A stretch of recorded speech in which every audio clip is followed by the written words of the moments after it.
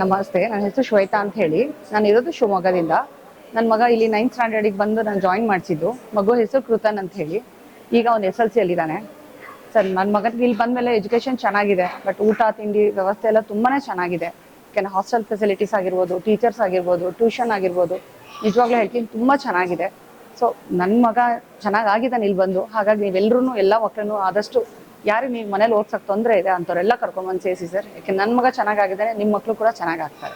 Thank you. ನಾನು ವಿನೋದ್ ಉಳ್ವೇಕರ್ ಅಂತ ಕಾರವಾರದಿಂದ ಈ ನಮ್ಮ ಒಂದು ರಾಜೇಶ್ವರಿ ನ್ಯಾಷನಲ್ ಸ್ಕೂಲ್ ಹಾಗೂ ಕಾಲೇಜ್ ಇಲ್ಲಿಗೆ ಬಂದಿದ್ದೇನೆ. ಇಲ್ಲಿ ನಮ್ಮ ಮಗ ವಿಸ್ಮಯ್ ಉಳ್ವೇಕರ್ ಅಂತ, ಇವರು 9ನೇ ತರಗತಿಗೆ ಇಲ್ಲಿ ನಾನು ಅಡ್ಮಿಷನ್ ಮಾಡಿಸಿದ್ದೆ.